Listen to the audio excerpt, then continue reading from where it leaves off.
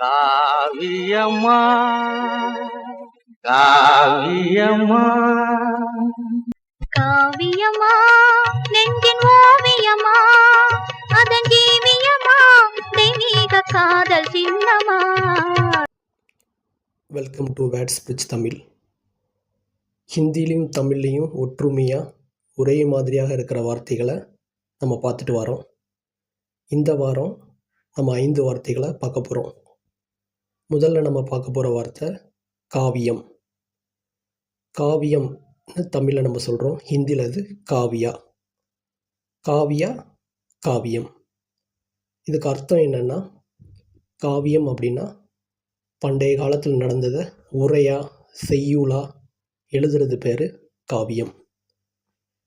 காவியம் அந்த வார்த்தையை வச்சு நிறைய சினிமா பாடல்கள் எல்லாம் வந்திருக்குது. நிறைய காவியங்களும் எழுதப்பட்டிருக்கு.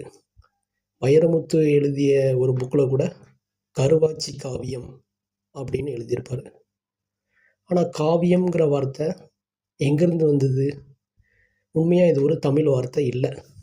எங்கேருந்து வந்தது நீங்கள் சர்ச் பண்ணி ஆராய்ச்சி பண்ணி கமெண்டில் சொல்லுங்கள். ஸோ ஃபஸ்ட் நம்ம பார்க்குற வார்த்தை காவியா, காவியம். வாங்க நெக்ஸ்ட் வார்த்தைக்கு போகலாம். இரண்டாவதாக நம்ம பார்க்க போகிற வார்த்தை பிரார்த்தனை. பிரார்த்தனைங்கிற வார்த்தையை ஹிந்தியில் பிரார்த்தனா அப்படின்னு சொல்கிறாங்க. ஹிந்தியில் பிரார்த்தனா, தமிழில் பிரார்த்தனை.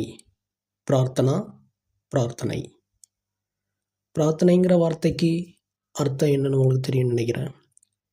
ப்ரேயர் பண்ணுறது, கடவுள்கிட்ட வேண்டிக்கிறது, நம்மளோட கோரிக்கையை கடவுள்கிட்ட சொல்கிறது பேர் பிரார்த்தனை. ஸோ இது ஹிந்திலையும் தமிழ்லையும் ஒரே மாதிரியாக தான் இருக்குது.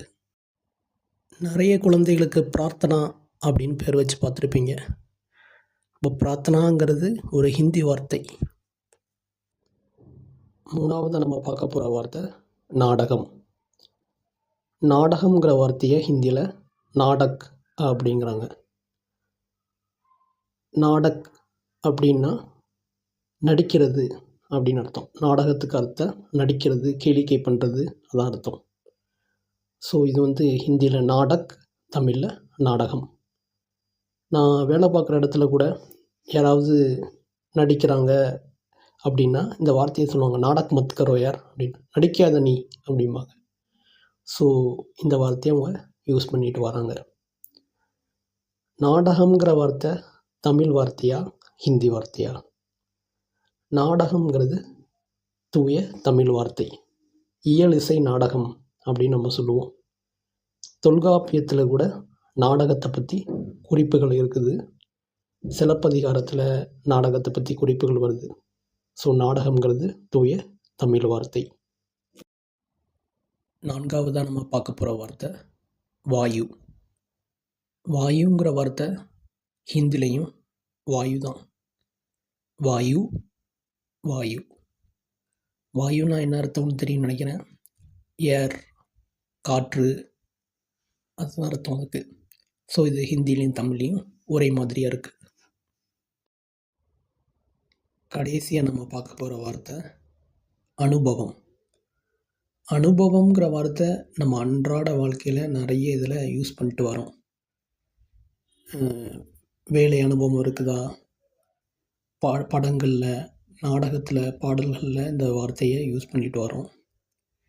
அனுபவங்கிற வார்த்தை ஹிந்தியில் அனுபவ் அப்படின்னு சொல்கிறாங்க. ஸோ அனுபவ், அனுபவம், இந்த ரெண்டும் ஒரே மாதிரியாக இருக்கிற வார்த்தைகள். நம்ம வீடியோவோட எண்டுக்கு வந்துட்டோம். தேங்க்ஸ் ஃபார் வாட்சிங். நான் இப்போ இந்த வீடியோவில் சொல்லியிருக்கிறது எல்லாம் என்னோட கருத்து, நான் எப்படி பார்க்குறேங்கிறது. உங்களுக்கு எதுவும் டிஃப்ரெண்ட் ஒப்பீனியன் இருந்தால் நீங்கள் கமெண்ட் பண்ணுங்கள். Always welcome for discussion.